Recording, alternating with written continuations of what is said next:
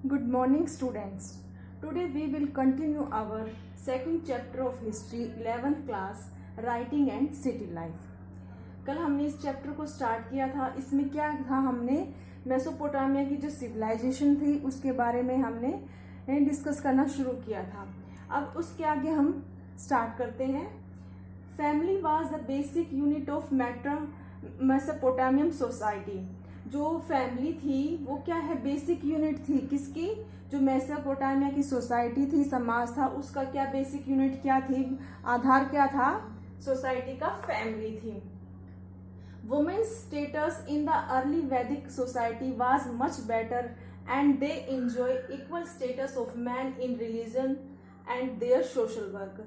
जो वुमेन्स का स्टेटस था, जो वुमेन्स की जो स्थिति थी, स्टेटस था, उनका पद कैसा था, इन the early Vedic society was much better.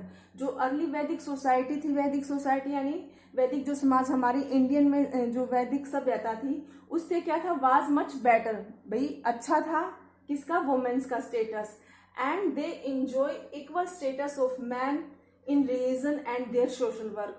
और वो क्या है, जो इंजॉय कर रही थी, यानी इक्वल स्टेटस था मैन और वुमेन का किन किन चीजों में, रिलीजन्स में यानी धार्मिक कार्यों में, एंड देयर सोशल वर्क, और उनके जो सामाजिक जो कार्य थे उनमें भी उनका क्या है, पुरुषों के समान इक्वल था स्टेटस किसका, वुमेन का. यानी इस मेसोपोटामिया की जो सभ्यता थी उसमें क्या है, जो वुमेन्स का जो क्या थी स्टेटस थे, वुमेन्स की जो स्थिति थी, कंडीशन थी, क्या थी, अच्छी थी.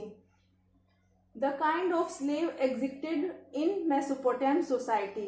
भाई जो मेसोपोटामिया की सोसाइटी है उसमें क्या है, कई प्रकार के जो स्लेव्स थे, ठीक है, स्लेव वहां पर सेलेब वो भी थे, स्लेव की जो इवल थी वो भी क्या थी उसमें मेसोपोटामिया सोसाइटी में थी. दे वे कौन कौन से थे, प्रिजन, तीन प्रकार के वो थे, काइंड्स ऑफ स्लेव्स थे.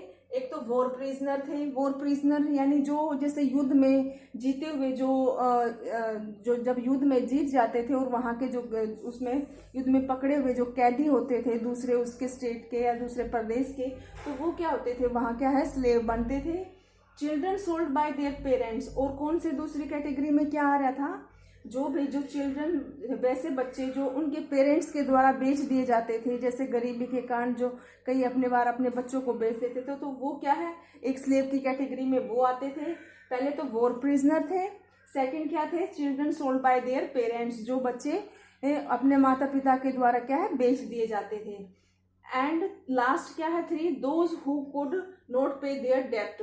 और वो स्लेव की कैटेगरी में थर्ड कैटेगरी कौन सी थी स्लेव की, भी वो लोग आते थे जो जिन्होंने कर्ज लिया होता था, जैसे मनी लैंडर्स वगैरह से जो कर्ज ले लेते थे और जो अपने उस कर्ज को वापस नहीं कर पाते थे वो क्या थे, स्लेव बन जाते थे. किनके, जिनके द्वारा उन्होंने भी के लिए उन्होंने क्या लिया था, कर्ज लिया था, जिनसे कर्ज लिया था वो उसके स्लेव बन जाते थे.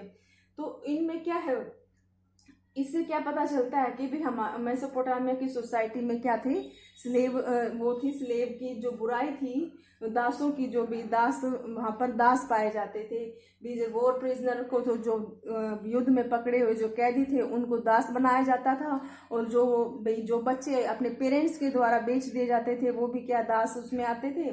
और कौन थे तीसरे नंबर पर, भी जो जिनके द्वारा जो कर्ज लिया जाता था भी किसी मनी लैंडर से, जो उनसे, तो क्या है, वो अगर वो जो भी व्यक्ति था जो नहीं कर दे पाता था, वापिस नहीं कर पाता था, तो वो क्या बन जाता था, स्लेव बन जाता था. Slaves were ill treated in the society. जो स्लेव्स थे वो क्या थे, इल ट्रीटेड थे, सोसाइटी में अनपढ़ थे, साक्षर नहीं थे वो, तो समाज में क्या थे, वो इलिटरेटेड थे. They were sold and brought like animals in the society.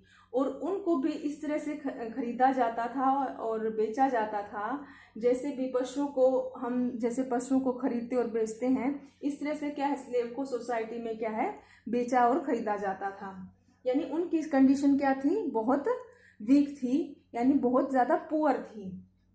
Mesopotamian society was divided into 3 classes.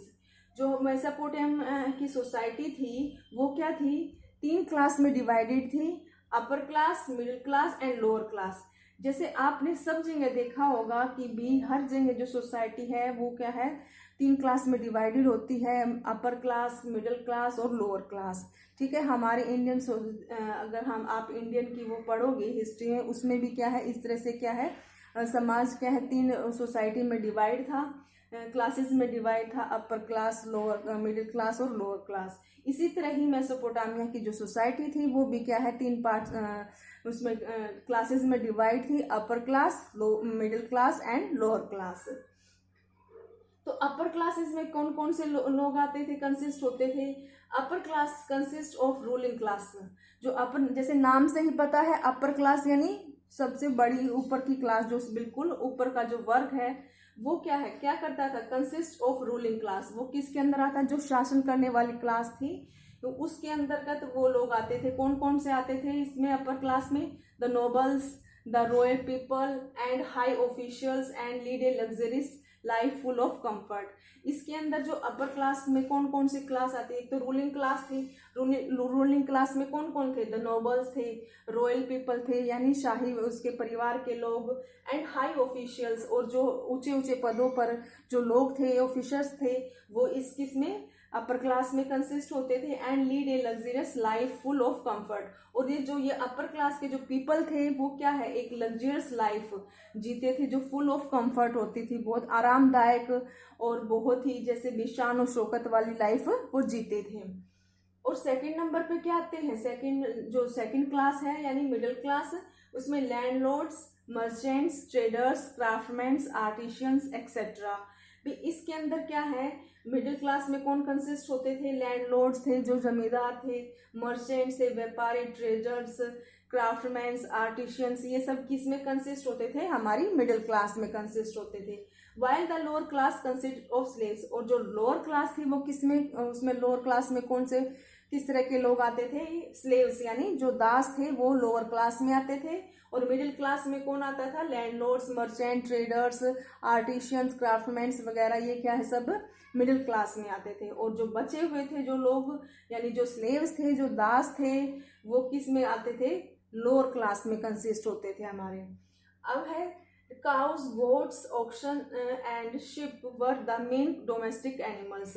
और जो मेसोपोटामिया के लोग थे क्या है, वो पशु पालते थे, खेती भी करते थे और जानवरों को भी पालते थे। कौन कौन से थे उनके domestic animals, cow, goats, oxen and sheep were the main domestic animals of Mesopotamian society यानी मेसोपोटामियन पीपल्स के। अब है हुमायूं ruled over Mesopotamia during the period of 2067 to 2025 BC। भी जो हुमायूं थी उर्वरा था, उसने क्या है मेसोपोटामिया पर कब से कब तक, कौन से पीरियड तक रूल किया था, 2067 से लेकर 2025 तक उसने क्या है मेसोपोटामिया पर क्या है शासन किया था। One of the greatest achievement of Humayun was the code of law. जो इसका क्या है सबसे ग्रेटेस्ट अचीवमेंट क्या थी, उसने क्या बनाया था, कोड ऑफ लॉ बनाया था, यानी जो कानून बनाया था वो क्या है, कोड की उसमें भाषा में था। Code of law were 282 in number and covered every aspect of life.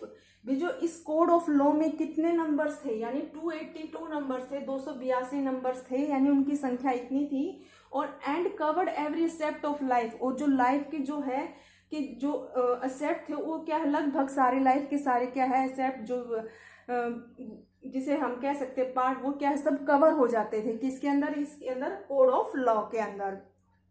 Mesopotamian were the first to develop the art of writing.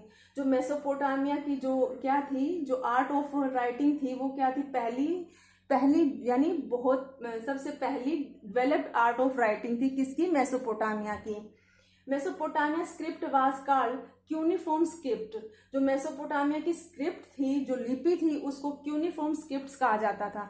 भी क्यूनिफॉर्म स्क्रिप्ट्स क्या थी, कि लिपि के नाम से प्रसिद्ध थी। कि क्यूनिफॉर्म यानी कीलाकार, क्यूनिफॉर्म यानी जो इसको क्या है कीलाकार स्क्रिप्ट थी वो, यानी उसको क्या है कीलाकार, यह एक जैसे कील की नोक से लिखी जाती थी, से लिखी हुई प्रतीत होती थी। इसमें क्या है, जो बांस की कलम से भी जो मिट्टी की पट्टियों पर लिखकर जो बांस की कलम बनाते थे और उसकी पट्टियों पर लिखकर वो उनको सुखा लेते थे और जो है उसको बाद में आग के सामने रखकर उसको क्या है पकाया जाता था।